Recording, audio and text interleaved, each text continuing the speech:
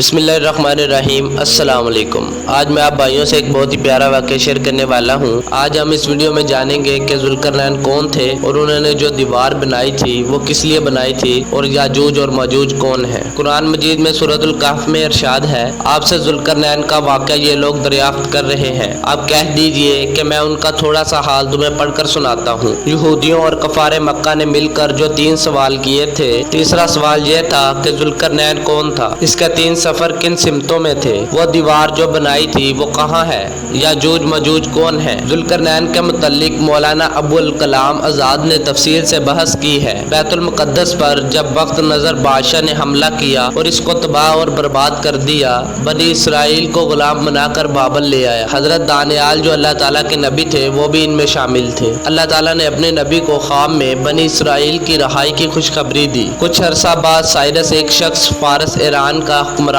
بن گیا اور ایک علاقہ میڈیا کو فتح کر کے اپنے علاقے میں شامل کر لیا۔ چنانچہ سائرس نے اقتدار میں آ کر بنی اسرائیل کو آزادی دی اور ہیکل سلیمانی کو دوبارہ تعمیر کرنے کی اجازت دے دی۔ اسی سائرس کا لقب ذوالقرنین تھا۔ سائرس نے وہ تمام سونے چاندی کے زیورات اور برتن بھی ہیکل کو واپس کر دیے جو بخت نصر بادشاہ لوٹ کر لے گیا تھا، اور سائرس نے حکم دیا کہ یہ تمام سامان سونے اور چاندی کے زیورات اور برتن ہیکل سلیمانی میں داخل کر دیے جائیں۔ سائرس کا بچپن تنہائی اور جنگل میں گزرا، پھر اللہ تعالیٰ نے اس کو فارس ایران کا حکمران بنا دیا اور اس نے میڈیا کے علاوہ بابل کو بھی اپنی حکومت میں شامل کر لیا۔ حضرت ذوالقرنین ایک راہ کے پیچھے لگے، یہاں تک کہ سورج ڈوبنے کی جگہ پہنچ گئے اور اسے ایک دلدل کے چشمے میں غروب ہوتا ہوا پایا، اور اس چشمے کے پاس ایک قوم کو پایا۔ ہم نے فرمایا کہ اے ذوالقرنین، یا تو انہیں تکلیف پہنچائیں یا ان کے بارے میں کوئی بہترین روش اختیار کرے۔ اس نے کہا، جو ظلم کرے گا اسے تو ہم بھی اب سزا دیں گے، پھر وہ اپنے پروردگار کی طرف لوٹایا جائے گا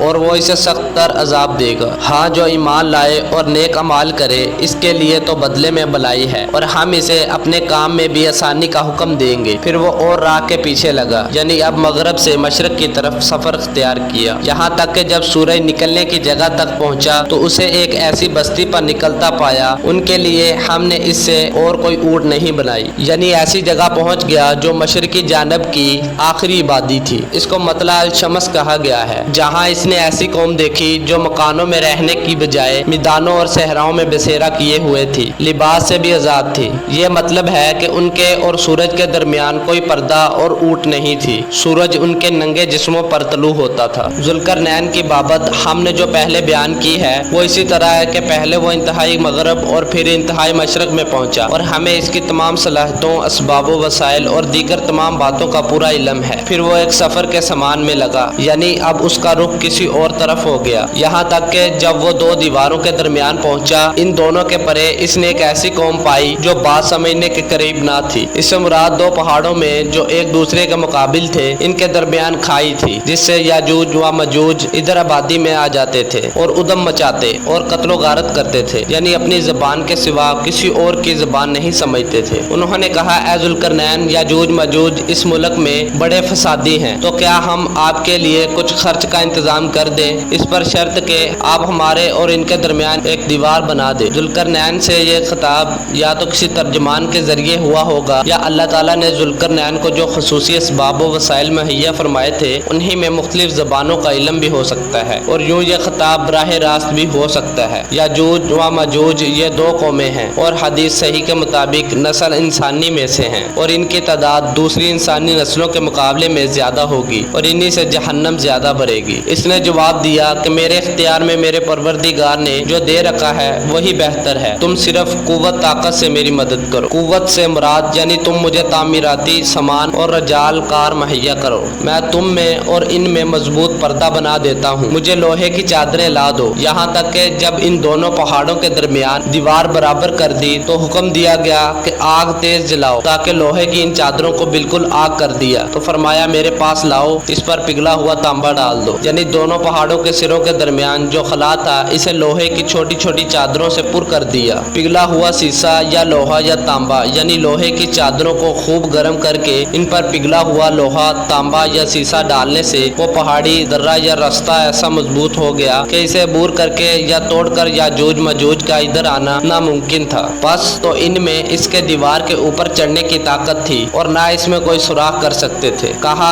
यह सब मेरे रब की मेहरबानी है। हाँ, जब मेरे रब का वादा आएगा तो इसे जमीन बोस कर दिया जाएगा। बेशक मेरे रब का वादा सच्चा है। यानी यह दीवार अगरचा बड़ी मजबूत बना दी गई है, जिसके ऊपर चढ़कर इसमें सुराख करके याजूज मजूज का इधर आना मुमकिन नहीं है। लेकिन जब मेरे रब का वादा आ जाएगा तो वो इसे रेजा रेजा करके जमीन के बराबर कर देगा। इस वादे से मुराद क़यामत के करीब याजूजो मजूज का ज़हूर है, जैसा कि हदीस में है। मसलन एक हदीस में नबी करीम सल्लल्लाहु अलैहि वसल्लम ने इस दीवार के थोड़े से सुराख को फितने के करीब होने से ताबीर फरमाया। एक और हदीस में आता है कि वो हर रोज इस दीवार को खोदते हैं, लेकिन जब अल्लाह की मशीयत इनके बाहर निकलने की होगी तो फिर वो कहेंगे कल इसको इंशाल्लाह खोदेंगे, और फिर दूसरे दिन वो इससे निकलने में कामयाब हो जाएंगे। जमीन में फसाद फैलाएंगे हत्ता के लोग किला बंद हो जाएंगे। ये आसमानों पर तीर फेंकेंगे जो खून आलूद लौटेंगे। बिलाखिर अल्लाह ताला इनकी गद्दियों पर ऐसा कीड़ा पैदा फरमाएगा जिससे इनकी हलाकत वाक़या हो जाएगी। इस दिन हम इन्हें आपस में एक दूसरे में गुड़मुड़ होते हुए छोड़ देंगे और सूर फूंक दिया जाएगा। बस सबको इकट्ठा करके हम जमा कर लेंगे और इस दिन हम जहन्नम भी काफरों के सामने लाकर खड़ा कर देंगे। अल्लाह ताला से दुआ है कि अल्लाह ताला हमें याजूज मजूज के फितने से महफूज रखे। अगर आपको ये वीडियो अच्छी लगी तो अपने दोस्तों से ज़रूर शेयर कीजिएगा ताकि उनके भी इल्म में इजाफा हो। जज़ाकुमुल्लाहु खैरा। मिलते हैं अगली वीडियो में।